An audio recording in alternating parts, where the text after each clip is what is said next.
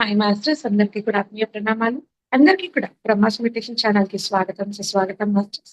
ముందుగా మనందరి జగద్గురు అయిన బ్రహ్మశ్రీ సుభాష్ పత్రి సార్‌కి కూడా అనంతకోటి కృతజ్ఞతలు తెలుపుకుంటూ ఈరోజు ఒక సెషన్‌ని స్టార్ట్ చేసుకుందాం మాస్టర్స్. ఎంతో చక్కగా మనం మధ్యాహ్నం సిరీస్‌లో భాగంగా స్వాధ్యాయం చెప్పుకుంటూ ఉన్నాం. ఆ స్వాధ్యాయంలో మనము మరణం లేని మీరు అనే చక్కటి గ్రంథం ద్వారా నిన్న డే 8 పూర్తయింది మాస్టర్స్. ఈరోజు డే 9లోకి ఎంటర్ అయ్యాము. చాలా చక్కగా ఆ జ్ఞానాన్ని అందించడానికి మన ఒక ప్రయాణంలో భాగంగా ఈరోజు మనతో సరోజా మల్లికార్జున్ మేడం గారు బెంగుళూరు నుంచి మనకు జూమ్ సెషన్ కి విచ్చేయడం జరిగింది మాస్టర్స్. మేడం ద్వారా ఈ రోజు జ్ఞానాన్ని పొందుదాం.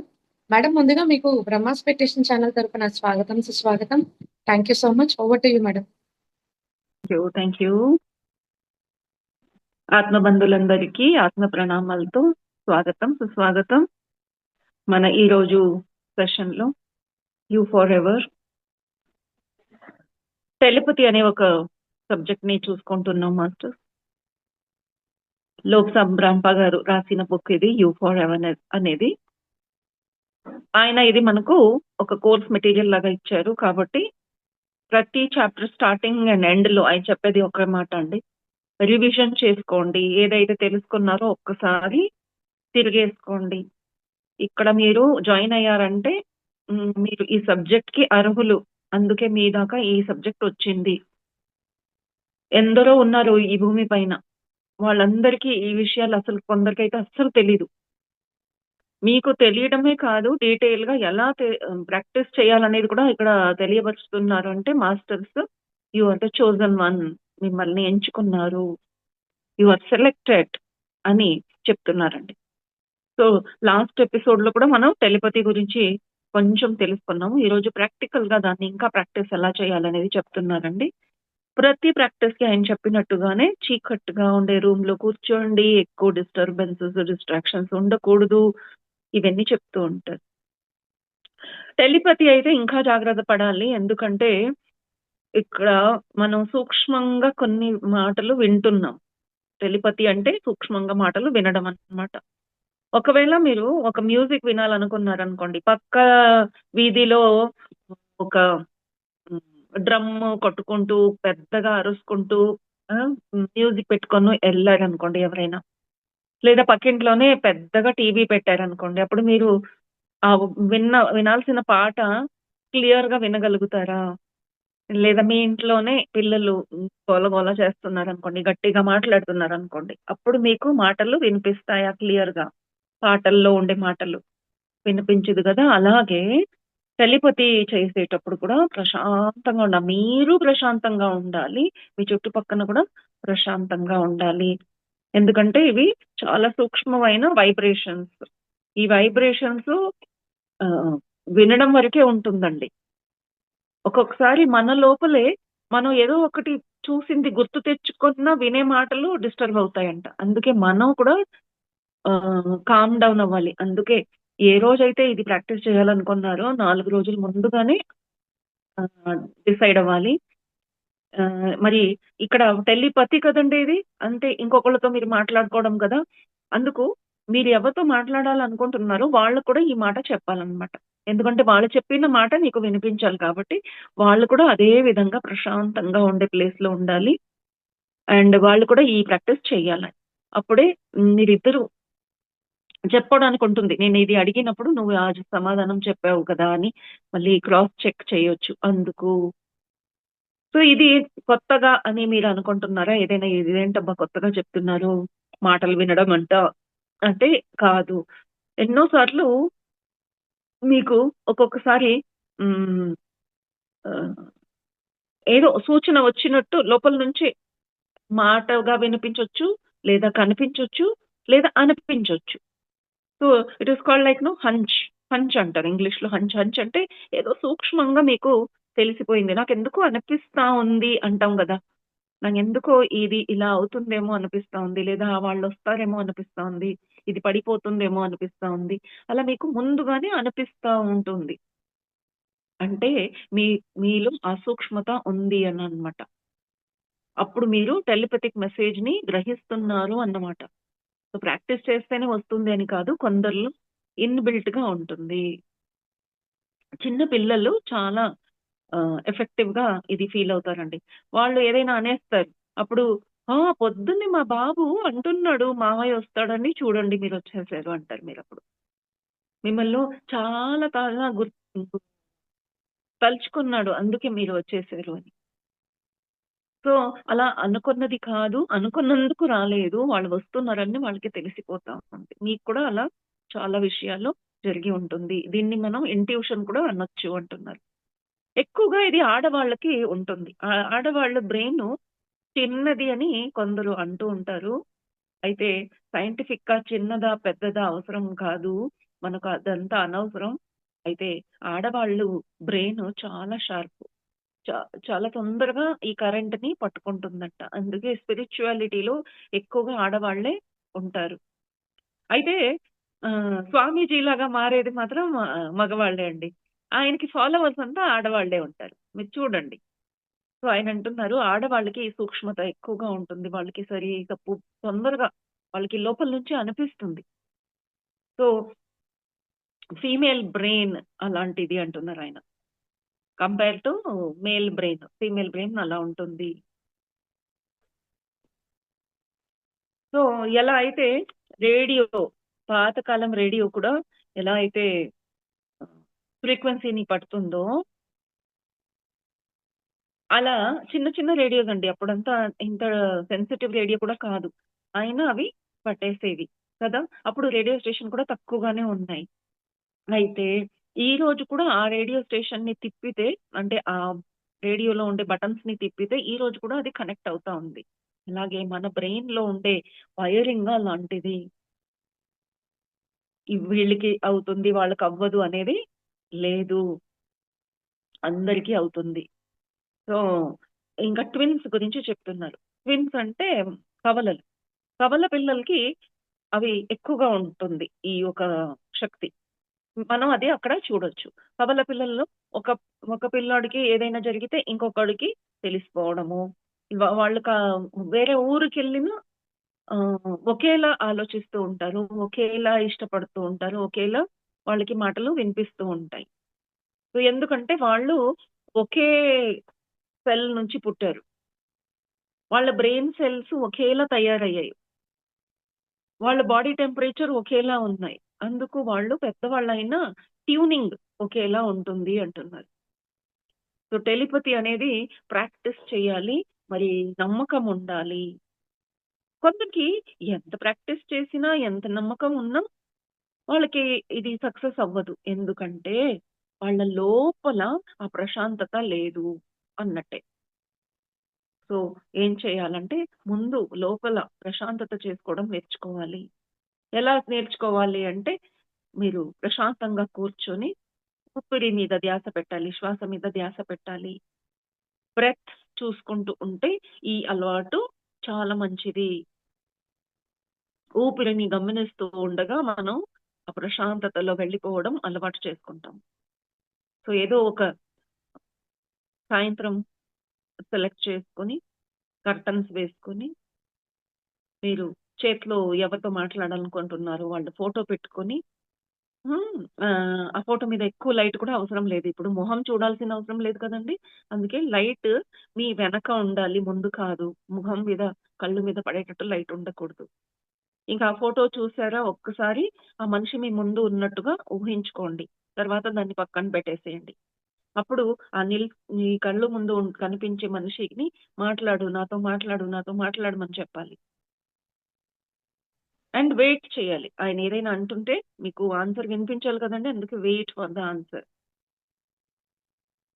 ఎంత ప్రశాంతంగా, ఎంత నమ్మకంతో అసలు మైండ్‌లో అంటే బుద్ధికి ఇంకో డౌట్ రాకుండా ఉంటేనే అప్పుడది నిజమవుతుంది. అలా అయితే ఒక్కొక్కసారి నిజంగానే అయ్యో! వినిపించింది, నాకు వినిపించింది అన్నప్పుడు మీకు డౌటొస్తుంది. అదేంటి ఇప్పుడే అనుకున్నాను అప్పుడేనా నేనింకా ప్రాక్టీసే చేయలేదు అని అలా డౌట్ పెట్టొద్దు. అది ఇమాజినేషన్ కాదు. ఊహ కాదు అది నిజం. ఎందుకంటే ఎప్పుడు ఏ క్షణం అయితే మీరు రిలాక్స్‌గా ఉంటారో వెంటనే మాటలు వినిపిస్తాయి. మాటలు వినిపించకపోవడం అంటేనే మీ లోపల డౌట్స్ ఉన్నాయి. లేదా మీరు ప్రశాంతంగా లోపల లేరన్నట్టు. సో, ఇలాగే మీ ఫ్రెండ్ ఎవరితో మీరు మాట్లాడాలనుకుంటున్నారు, వాళ్ళతో కూడా సెట్టింగ్ పెట్టుకొని, ఆ తర్వాత మీరు మళ్ళీ కాల్ చేసి కనుక్కోండి. ఈ టైంకి నేనిలా చేశాను. ఆ టైంకి నువ్వు కూర్చున్నావా? నీకేదైనా అనిపించిందా? నేను అడిగినట్టు అనిపించిందా? నువ్వేదైనా జవాబు చెప్పావా? అలా మీరు మాట్లాడుకోవాలి. ఎలా అయితే ఒక చిన్న బిడ్డ వెంటనే నడవడం నేర్చుకోదో, అలాగే మనం కూడా ఇది వెంటనే ప్రాక్టీస్ అవ్వదు. నిదానంగా పడిపోతూ ఉంటాము. మరి దొర్లుతాము. అలాగే ఈ ప్రాక్టీస్ కూడా కొంచెం టైం పడుతుంది. But later practice will make you perfect. మీరు పర్ఫెక్ట్ అవుతారు. అప్పుడు ఇప్పుడైతే ఫ్రెండ్‌తో మాట్లాడుతున్నారో అప్పుడు ఎవరితోనైనా మీరు మాట్లాడగలుగుతారు. అయితే ఇలాంటివన్నీ నేర్చుకున్న తర్వాత మీరు ఎప్పుడు ఎల్లప్పుడూ గుర్తుపెట్టుకోవాల్సింది ఒక్కడే అంటే ఏంటి అంటే, ఈ సైన్స్‌ని, ఈ విద్యని మీరు చెడ్డ పని కోసం అస్సలు యూజ్ చేయకూడదు. వేరే వాళ్ళకి ఏదైనా చెడ్డది చేయాలి, వాళ్ళకి హాని కలిగించాలి అనుకోని మీరిది అస్సలు చేయకూడదు. ఎందుకంటే హ్మ్. ఈ అంటే హ్మ్. వాళ్ళు మంచి వాళ్ళు కారు. వాళ్ళ గురించి తెలుసుకోవాలి. లేదా వాళ్ళని బ్లాక్‌మెయిల్ చేయడానికి ఇది ఉపయోగపడుతుంది. అలా చేస్తే మంచిది కాదు. మీరు ఇలాంటి పని చేస్తే అంటే ఈ టెలిపతి అనేది మీరు చెడ్డ పనికి యూజ్ చేస్తే ఏమవుతుంది అంటే మీలో భయం ఉంటుంది. ఖచ్చితంగా మీకు భయం అవుతుంది. అప్పుడు మీరు ఈ ఈ భయాన్ని మీ లోపల వచ్చిందనుకోండి. అప్పుడు ఆ టెలిపతి కరెక్ట్ ఆన్సర్ మీకు రాదు. అందుకే టెలిపతి ఎవరికి తెలుస్తుంది అంటే, ప్యూర్ మైండ్, ప్యూర్ హార్ట్ ఉన్న వాళ్ళకే టెలిపతి సాధ్యం. మీరు కొన్ని స్వామీజీసు, అమ్మవారు, పూజ చేసేవాళ్ళు అని వాళ్ళ దగ్గరికెళ్తారు. వాళ్ళకి ఈ ఈ ఒక కళ ఉంటుందనమాట. వాళ్ళకి టెలిపతి తెలుసు, ఆరా చూడడం తెలుసు. ఇవన్నీ వచ్చు వాళ్ళకి.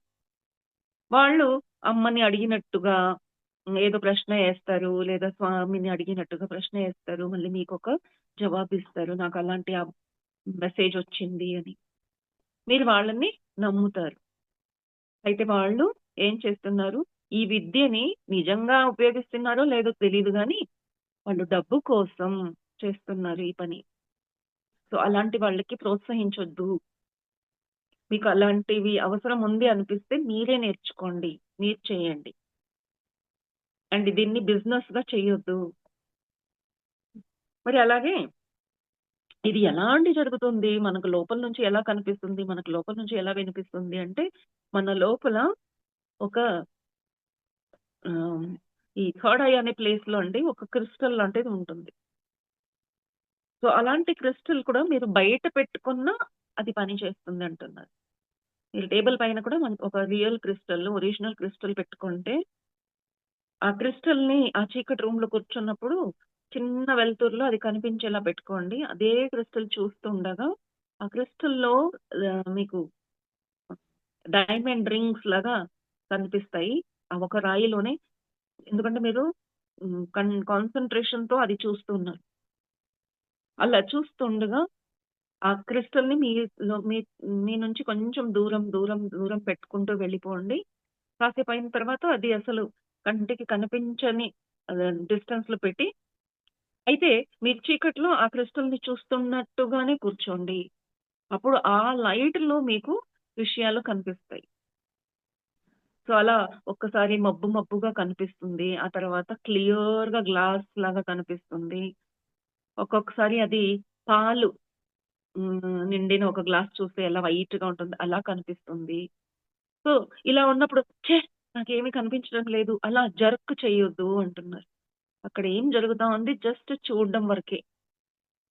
సడెన్‌గా రియాక్ట్ అవ్వొద్దు. మనసుతో కూడా అవ్వద్దు, శరీరంతో కూడా అవ్వద్దు. సో, కొంచెం కూడా మీరు ఇలా ఊగారు చేశారంటే కూడా మీరు హ్మ్. ఆ ఫ్రీక్వెన్సీని క్యాచ్ చేయలేరనమాట. సో, జర్కింగ్ అవన్నీ చూడొద్దు. చేస్తే మీరు అంతసేపు ప్రయత్నించి ఏది చూస్తున్నారో అది కూడా వెళ్ళిపోతుందప్పుడు. సో, అలా చేస్తే ఏమవుతుందంటే యాక్చువల్లీ అక్కడ ఏం జరుగుతా ఉందంటే మనలో బ్రెయిన్‌లో ఒక కరెంట్ పాస్ అవుతూనే ఉంటుంది గదండీ! అది ఆ కరెంటు ఆ ఫ్రీక్వెన్సీ ఇంకో ఫ్రీక్వెన్సీకి మ్యాచ్ అయ్యేటట్టు అక్కడ పని చేస్తా ఉంది. మ్యాచ్ చేసుకోడానికి. మధ్యలో మీరు అలా కదిలారనుకోండి, మీకు ఇబ్బంది కావచ్చు.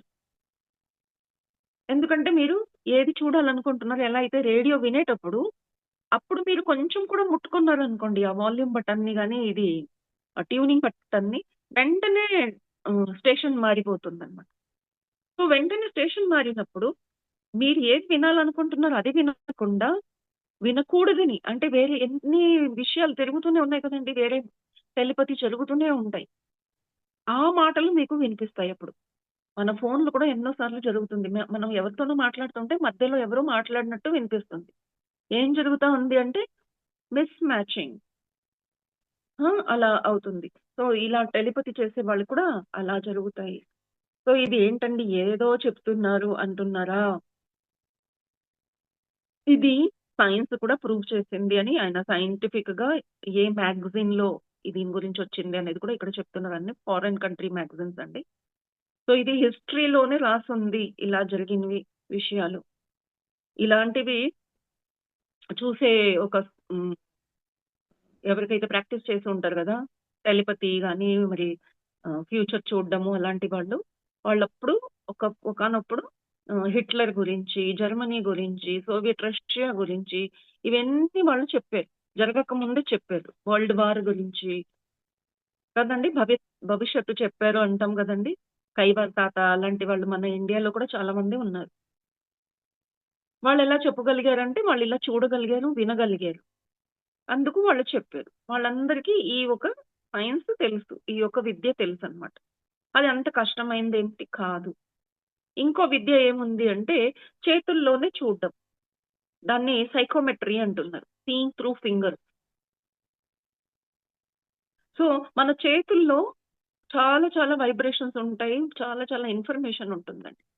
సో, అది చూడాలి అనుకున్నప్పుడు చక్కగా చేతులు బాగా రుద్ది కడుక్కోవాలంట. లేదంటే మనం ఏదైతే ముట్టుకున్నామో ఆ వస్తువు వైబ్రేషన్స్ మన చేతిలో ఉంటుంది. మనిషిని ముట్టుకుంటే, వస్తువుల్ని ముట్టుకుంటే, కెమికల్స్‌ని ముట్టుకొనుంటాము. అవన్నీ వైబ్రేషన్స్, ఇన్ఫర్మేషన్ ఇందులో ఉంటుంది. అందుకే చక్కగా చేతులు కడుక్కొని, అప్పుడు ఈ చేతుల్ని ఎత్తుకొని దీంట్లో ఇలా చూడడము, ఆ కలర్ చూడడము, లైట్ చూడడము అలవాటు చేసుకోవాలి. ఇలా చేస్తే ఏమవుతుంది అంటే ఆహ్, ఓకే. ఫస్ట్ ఆయన ఏ చెయ్యి చూడాలి అని చెప్తానుండండి అంటున్నారు. సో, మీరు ఒకవేళ ప్రాక్టికల్‌గా ఎక్కువగా రైట్ హ్యాండ్ యూజ్ చేస్తుంటారంటే, లెఫ్ట్ హ్యాండ్ చూడండి. ఎందుకంటే చాలా పని చేసుంటారు గదా! ఇందులో చాలా డిస్టర్బెన్సెస్ ఉన్నాయి. లెఫ్ట్ హ్యాండ్ వాళ్ళుంటే రైట్ హ్యాండ్‌ని చూడండి అంటున్నారు. సో, ఇలా చూస్తే ah, okay. Wash your hands and then చాలా డీటెయిల్ చెప్తారండి ఈయన. ఓకే. సో, ఇది ఎక్కడ చూడాలి అంటే, మీరు కావాలన్నప్పుడు ఏ ప్లేస్‌లో చూడాలనుకుంటున్నారో చక్కగా ప్రశాంతంగా ఉండే ప్లేస్‌లో కూర్చోండి. ఎవరిని ముట్టుకోవద్దు. అండ్ దెన్ ఓహ్! ఆయనంటారు సముద్రపు బీచ్‌లోకి వెళ్లి చేస్తే ఇది ఇంకా ఈజీగా ఉంటుంది. అక్కడికి వెళ్లి మీరు ఏదైనా ఒక మన్ను తవ్వి ఒక రాయి తీసుకోండి. అండ్ దెన్ ఎప్పుడైతే మీరది చూస్తారో ఆ రాయిని మీకప్పుడు ఆ రాయి ఎక్కడి నుంచొచ్చింది తెలుస్తుందండి. ఒకానప్పుడు ఆ రాయి ఒక పెద్ద కొండ భాగంగా ఉండింది. ఆ తర్వాత అలా నదిలో కొట్టుకొచ్చి సముద్రంలో చేరుకునేసరికి అలా ఎన్నో ఇన్ఫర్మేషన్ తీసుకొచ్చింది. సో, అలాగే మనం ఇప్పుడు చెయ్యి చూసి ఎ చెయ్యి మధ్యలో నుంచి చూసి అంటే ఈ మధ్యలో లైట్ ఏదైతే ఉందో దాన్ని చూసి మనం కొన్ని విషయాలు తెలుసుకోవడం అది కూడా ఒక సైన్స్ అండి. ఇవన్నీ మనం ప్రాక్టీస్ చేశామంటే లెటర్ ఓపెన్ చెయ్యకుండా ఆ లెటర్‌లో ఏముంది అనేది మనం చెప్పగలుగుతామంట. ఇంకా ఒకవేళ ఆ లెటర్ వేరే ఫారిన్ లాంగ్వేజ్‌లో రాసి ఉన్నా మీరు అందులో ఏముంది అని ఆ లెటర్ మీద ఇలా చేతులు ఆడిస్తేనే మీరు తెలుసుకుంటారు. So, you may not understand individual word to word మీకు అర్థం కాకపోవచ్చు. అయితే అందులో ఏముంది అనేది మీకు తెలిసిపోతుంది. అయితే ఎందరికో ఈ శక్తి ఈ కళ ఉన్నాయి. అయితే ఎందుకు వాళ్ళు చెప్పుకోరు అంటే, ఎందుకంటే ఎవరైనా అలా చెప్పుకున్నారంటే పక్క వాళ్ళు ఎప్పుడు అది కాదు అన్నట్టుగా వాళ్ళని ప్రూవ్ చేయడానికి ప్రయత్నిస్తూ ఉంటారంట. అవునవును అనేవాళ్ళు చాలా తక్కువ. నాకది తెలుస్తా ఉంది అంటే, "హే! అదంతా ఏం కాదులే. నాకు కూడా తెలిసిపోతుంది. అందులో ఏముంది?" అలా అనేస్తారు. అందుకే కొందరు వెంటనే చెప్పుకోరు నాకిలాంటివున్నాయని. కొందరు ఇది ఫేక్ అంటారు. కొందరు నిజం కాదు అంటారు. అండ్ దెన్ కొందరు మీ రేడియేషన్‌ని ఆహ్, వేరే పనికి యూజ్ చేసుకుంటారు. మీ మీద అపనమ్మకాలు, మరి అనుమానాలు ఎప్పుడు అయ్యో! వాడు చూసుకోగలుగుతాడంటే నన్ను చూసి ఏమనుకుంటున్నాడో, అందుకే అలా చేశాడేమో, చూసాడేమో, అలా భయంతో కూడిన ఒక రిలేషన్‌షిప్ అయిపోతుంది. అందుకే మీరు వాళ్ళకి అవసరం లేదు. ప్రూఫ్ చెప్పాల్సొస్తుంది. అవసరం లేదు. అందుకే ఎవరికీ చెప్పాల్సిన అవసరం లేదు. మీకు ఒకవేళ ఇలాంటి శక్తులున్నాయంటే, అంటే టెలిపతి, మరి థర్డ్ ఐ ఇవన్నీ ఉంటే చెప్పుకోవాల్సిన అవసరం లేదు.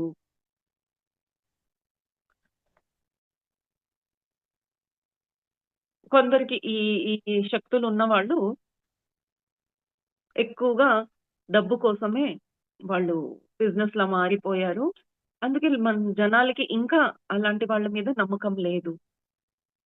సో, అందుకే ఎప్పుడు ఇవి చెప్పడానికి మీరెప్పుడు డబ్బు తీసుకోవద్దు అంటున్నారు. క్రిస్టల్ రీడింగ్ గాని, కార్డ్ రీడింగ్ గాని, చేతులు చూసి, కళ్ళను చూసి, టెలిపతి విని చెప్పడం అనేది ఏదైతే ఉంటే మీరు డబ్బు తీసుకోకుండా చెప్పొచ్చు. ఎప్పుడైతే అండ్ ఆల్సో హ్మ్. ప్రూవ్ చేయడానికి లేదు నేను చూసాను కాబట్టి అది ఖచ్చితంగా జరుగుతుంది. అలా కూడా మాట్లాడకూడదు అంటున్నారు. ఎందుకంటే ఇలా చెప్పినప్పుడు ఏమవుతుందంటే మీ బ్రెయిన్ వేవ్స్ చాలా డిఫరెంట్‌గా రియాక్ట్ అవుతాయంట. ఎందుకంటే మనం ఎప్పుడైతే ప్రూవ్ చేస్తున్నామంటే మనకే లోపల నుంచి నమ్మకం లేదేమో అనే ఒక భావన వస్తా ఉంది. అందుకే నేను గట్టిగా వాదించడం మొదలెడతాను. ఎవరు గట్టిగా వాదిస్తారండి? ఎవరికైతే ఒక అనుమానం వచ్చిందో ఎదుటి మనిషికి నా మీద నమ్మకం లేదు అనే అనుమానం వచ్చిందనుకోండి. సో, మనం ప్రూవ్ చేయడానికి ప్రయత్నిస్తాం. సో, అలాగే మీరు ఇది గట్టిగా ప్రూవ్ చేయడానికి ప్రయత్నిస్తే మీలోనే డౌట్ ఉన్నట్టు. సో, అది అలా జరిగిన వెంటనే మీ శక్తులు మారిపోతాయి. సో, అందుకే just practice, practice, practice and inner peace maintain చేయండి. అండ్ నమ్మకం పెట్టుకోండి అంటున్నారు.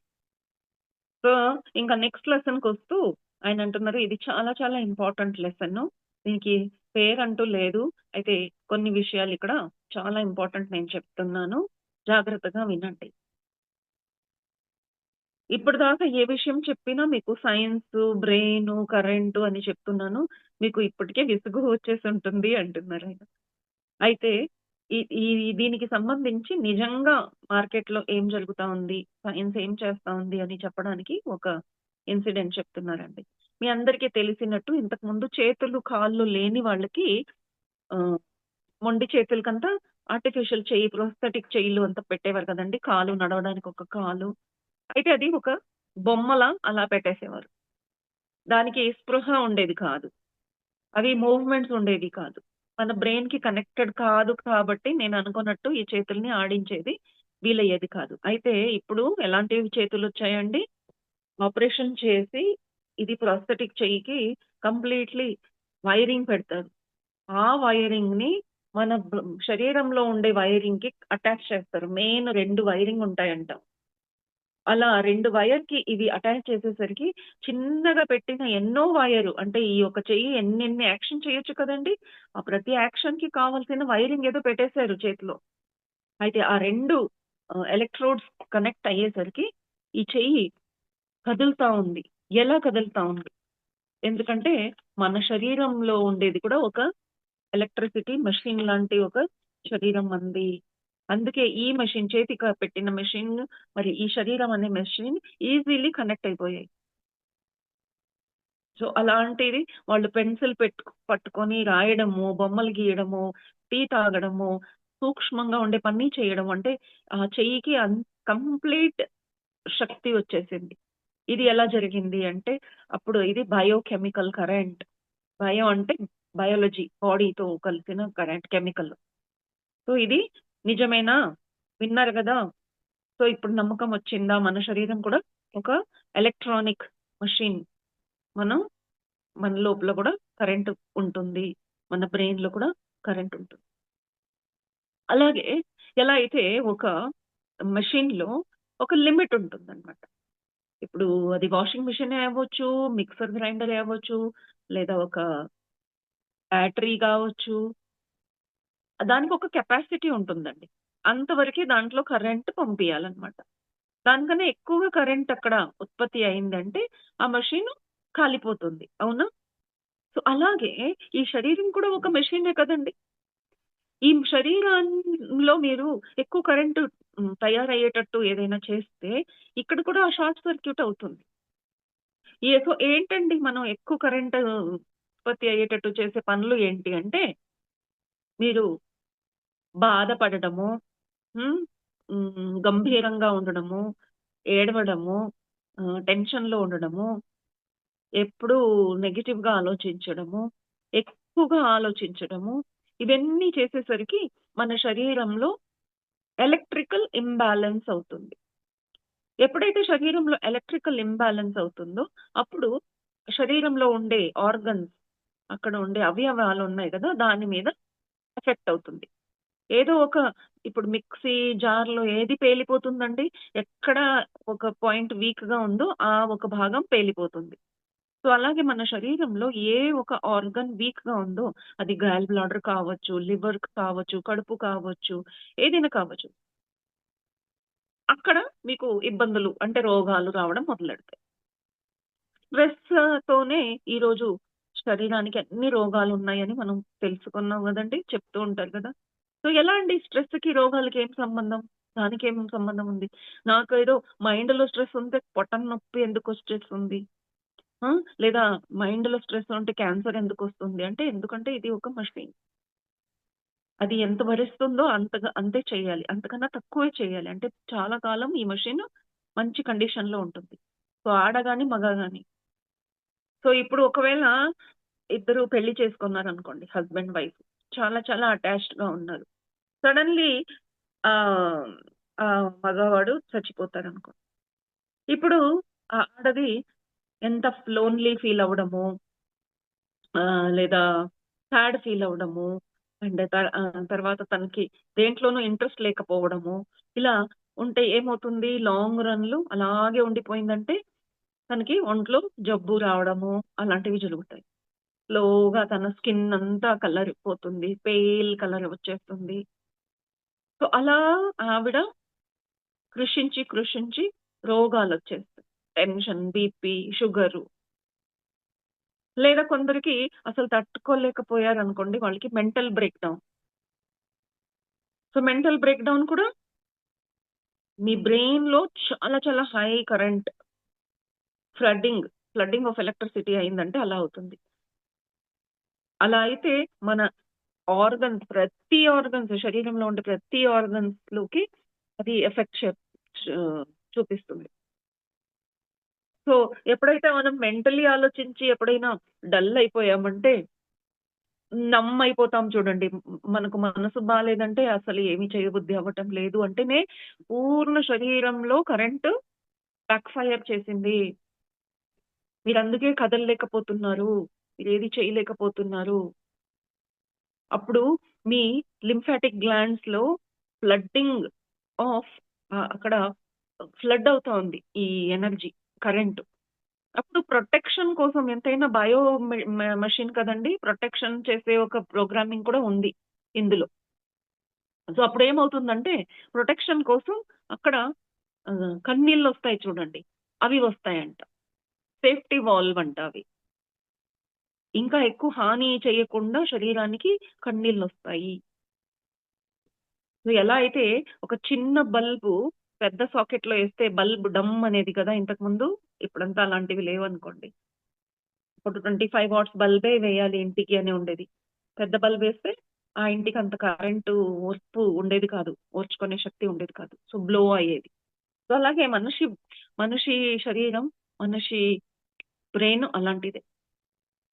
అది తట్టుకోగలిగేంత తట్టుకుంటుంది. ఒకవేళ తట్టుకోలేకపోయేసరికి అప్పుడు సడెన్‌లీ ఫ్యూజ్ అయిందంటే మనం అదే trance, coma, instant death, heart attack అంటాం.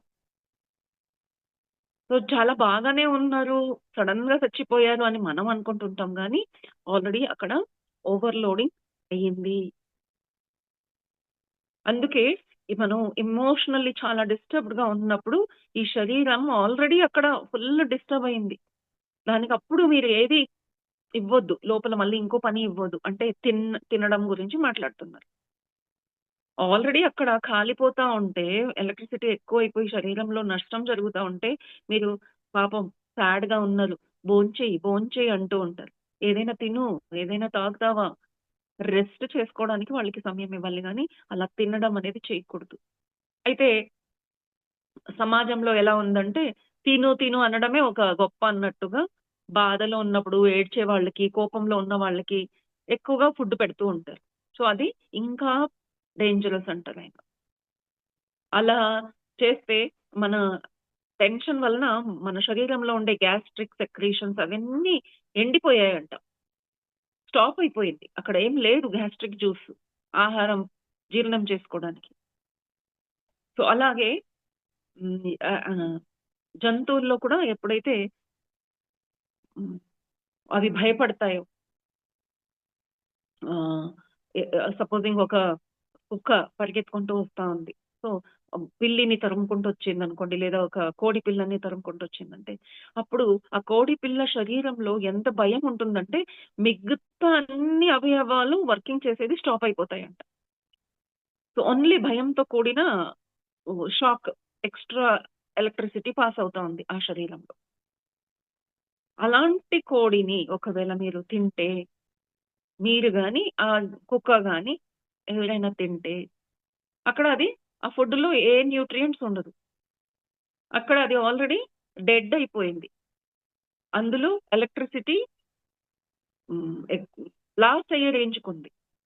సో, అలాంటి ఒక ఎలక్ట్రిసిటీని మనం తీసుకున్నామనుకోండి, ఆ శరీరంలో ఉండే ఒక్క కణంలో కూడా ఆ ఎలక్ట్రిసిటీ ఉంటుంది. ఎందుకంటే, మనం నాలుగో చాప్టర్‌లో ఎక్కడో చూసాం గదండీ!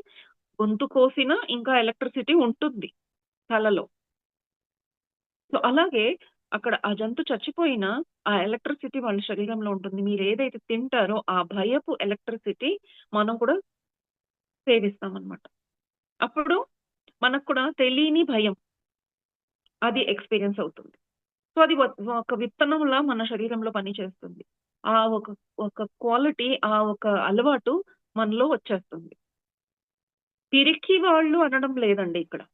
అయితే తెలియని భయం. ఎప్పుడు మీకు తెలియని ఒక భయం ఉంటుంది. సో, మన బ్రెయిన్ వేవ్స్‌ని ఎప్పుడు కాపాడుకోవాలండి. సో, బిజినెస్ చేసేవాళ్ళు, వాళ్ళ గురించి ఒకసారి చూస్తే వాళ్ళు ఎలా టెన్షన్‌లో ఉంటారు చూడండి. వాళ్ళకి ఎక్కువగా gastric problem, gall bladder, ulcer, heart attack ఇలాంటివి వస్తూ ఉంటాయి. వాళ్ళకి కోపం కూడా ఎక్కువగానే ఉంటుంది బిజినెస్ చేసే వాళ్ళకి. ఎందుకంటే వాళ్ళు తరచూ హై వోల్టేజ్‌తోనే జీవిస్తూ ఉంటారు. సో, అక్కడ బ్యాక్ ఫైర్ అవుతా ఉంటుంది వాళ్ళ శరీరంలో. సో, వాళ్ళకి ఎక్కువగా అల్సర్ ఉంటుంది. అల్సర్ ఉన్న వాళ్ళు ఆహారం తీసుకోకపోయేసరికి ఇంకా గ్యాస్ట్రిక్ యాసిడ్ ఇంకా స్ట్రాంగ్‌గా వస్తూ ఆయన లోపల అది కాలిపోయే లెవెల్‌కెళ్ళిపోతుందనమాట. సో, ఇప్పుడు ఇవన్నీ ఎందుకు తెలుసుకుంటున్నామంటే, ఎలాంటి రోగమైనా, ఎలాంటి పరిస్థితులు అయినా మనకి ఈ టెలిపతి మరి క్లారోవయన్స్, సైకోమెట్రీ ఇవన్నీ మనకు చాలా హెల్ప్ చేస్తాయి. ఇవి అలవాటు చేసుకున్నామంటే, ఈ విషయాల్ని మనం జాగ్రత్తగా చూసుకోవచ్చు. సో, మనం మూడీగా మారడం గానీ, డిప్రెస్డ్‌గా ఉండడం గానీ, వాళ్ళతో అసలు అబ్బా! ఈ మనిషితో నేను ఉండలేను అన్నట్టు కొందరుంటారు గదండీ! వాళ్ళలో అసలు ఏం జరుగుతా ఉంది అంటే, వాళ్ళలో కరెంట్ చాలా చాలా ఎక్కువ వోల్టేజ్‌లో తిరుగుతా ఉంది. అందుకే పక్కన ఉన్న వాళ్ళకి కూడా అది ఎఫెక్ట్ అవుతా ఉంది. వాళ్ళకి పిచ్చి కోపం రావడం. సో, ఎవరికైతే ఎక్కువగా పిచ్చి కోపం వస్తుందో హిస్టీరియా అంటారు. వాళ్ళని పిచ్చోళ్ళు అంటారు. పిచ్చి పిచ్చిగా అరవడము, పిచ్చిగా ఎప్పుడు చూసినా హ్మ్. బ్యాక్ ఫైర్ చేయడము అలాంటివి చేస్తూ ఉంటారు గదా! సో, ఇంతకుముందు ఇది ఆడవాళ్ళకి ఎక్కువ అని చెప్పేవారు. హిస్టీరియా అనేది పిచ్చి పట్టేది ఆడవాళ్ళకి ఎక్కువగా పట్టేదంట. ఎందుకంటే ఆడవాళ్ళ శరీరంలో అలాంటి ఆర్గన్స్ ఉన్నాయి. తొందరగా ఎఫెక్ట్ అవుతాయి. సూక్ష్మ ఆర్గన్స్ అండి. అంటే మన గర్భకోశం అలాంటివి.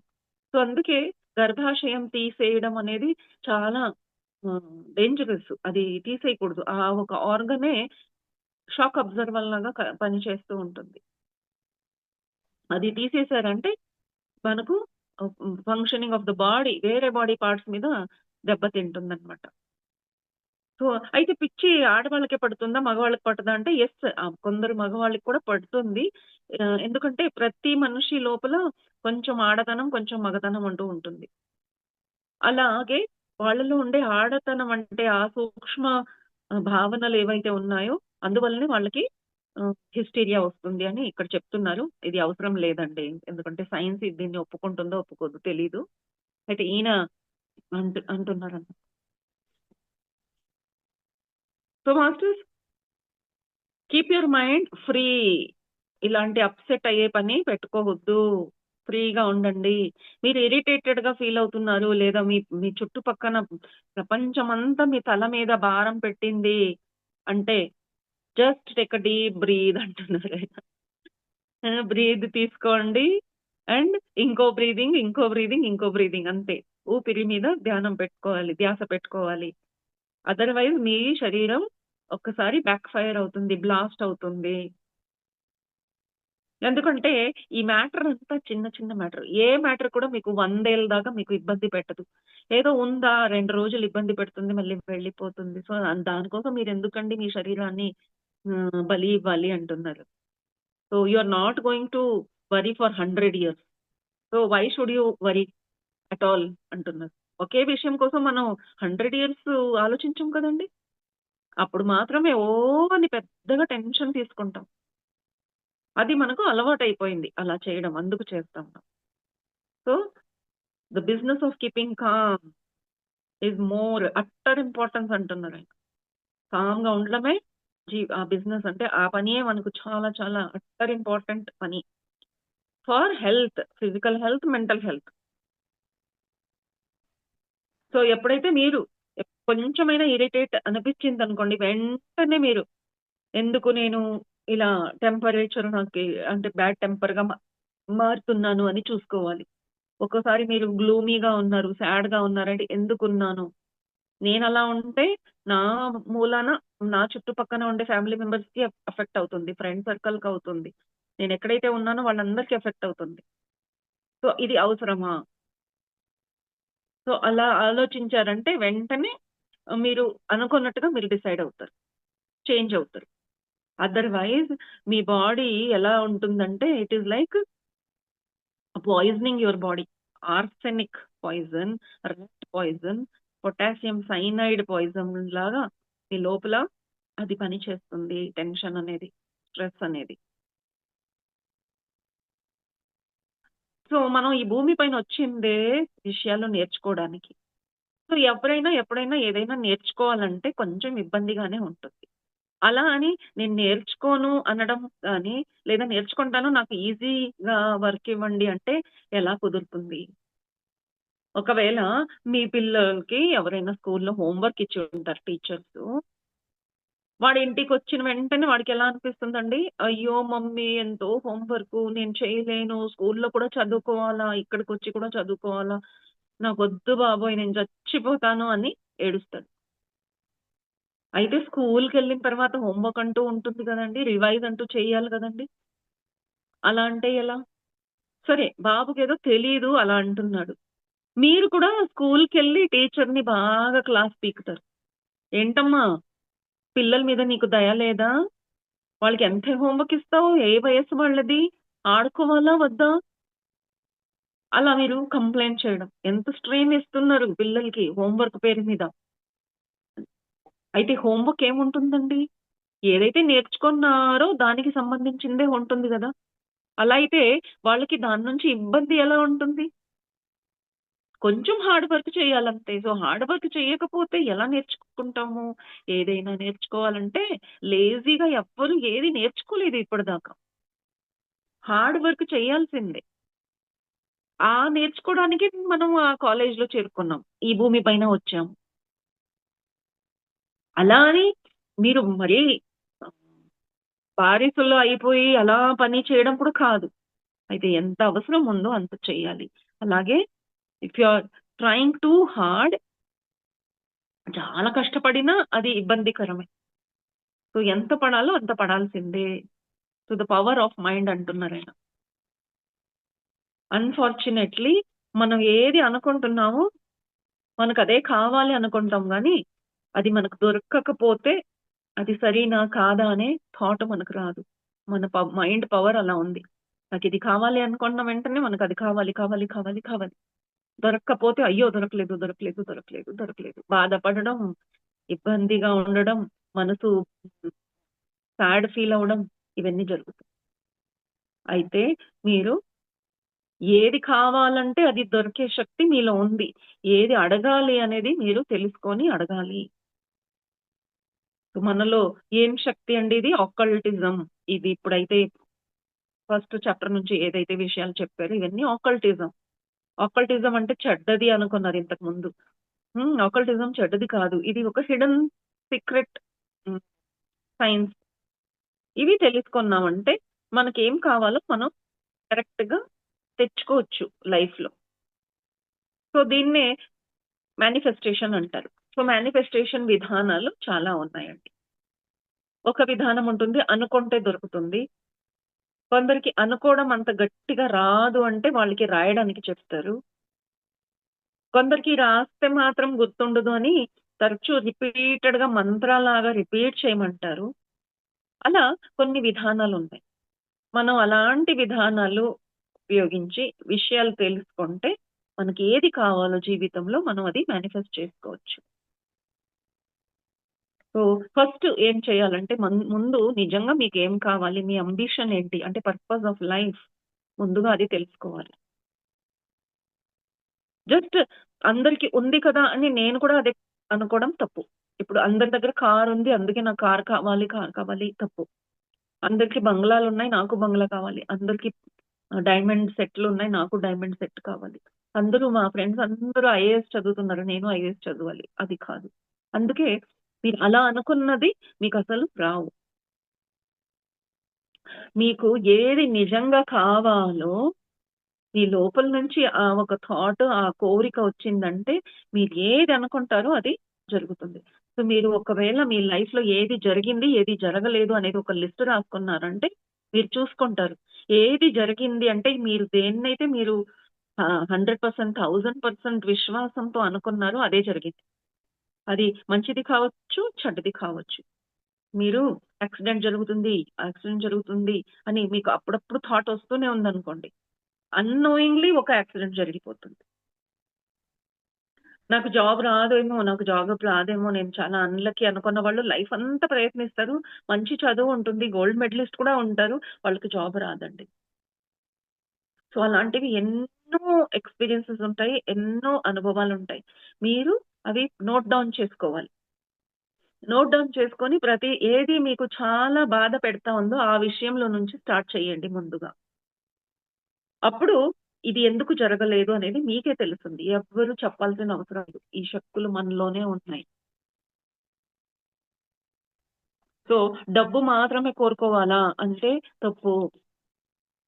మేనిఫెస్టేషన్ చేసుకోమంటే జాబు, డబ్బు, మిలియన్స్‌లో మాట్లాడ్డాలు ఇవే జరుగుతున్నాయండి ఈ మధ్యన. సో, ఓన్లీ డబ్బు, డబ్బు అడిగారంటే యెస్ డబ్బు వస్తుంది. అయితే డబ్బు కన్నా ఇంపార్టెంట్ ఏదైతే ఉందో అది మీ దగ్గరకు రాదు. అప్పుడు మీకు హ్యాపీనెస్ ఉండదు, హెల్త్ ఉండదు. సో, మీకు ఏది కావాలో మీరు చూసుకోవాలి. మీరు ఏది కోరుకుంటున్నారో అందువల్లనే ఈరోజు అలా ఉన్నారు అనేది కూడా తెలుసుకోవాలండి. సో, అందుకే ఈ చాప్టర్‌లో ఎన్నెన్నో విషయాలున్నాయి. Please read and read this chapter అంటున్నారాయన. మరి చదువుకోవాలి. పాయింటర్స్ చూసుకోండి. మనీ సక్సెసే కాదు ఈ భూమి పైన. దానికోసం మనం రాలేదు. మనం వచ్చింది ప్యూరిటీ, స్పిరిచువాలిటీ అండ్ సర్వీస్ చేయడానికొచ్చాము. సేవ చేయడానికొచ్చాము. అంటే అలా అయితే పేదరికంలో ఉండాలా? అంటే యెస్. పేదరికం అంటే మీకు అది ఒక పెద్ద శాపంలాగా కనిపించొచ్చు. అయితే అది ఒక దుమ్ము లాంటిది. ఈ భూమి పైన అసలు డబ్బు అనేది దుమ్ము లాంటిది. దానికి ఏం విలువ లేదు. వేరే లోకాల్లో అసలు దీనికి విలువనే లేదు. అలాంటి దాని కోసం మీరు ఈ జన్మనంతా దాంట్లో ఎందుకు పెట్టాలి? మనీ అండ్ కరెన్సీ అనేది ఓన్లీ ఈ భూమి పైనే. దీనికి వేరే వాల్యూ ఎక్కడ లేదు. Now the choice is yours అంటున్నారాయన. మీ ఇష్టం. మీకేది కావాలో మీరు చూజ్ చేసుకోండి. సో, అదండి ఈ రోజుకి. ఇంతే. థ్యాంక్ యూ నాకు ఇక్కడ షేర్ చేసుకోవడానికి ప్లాట్ఫామ్ ఇచ్చినందుకు. Thank you masters. Thank you very much.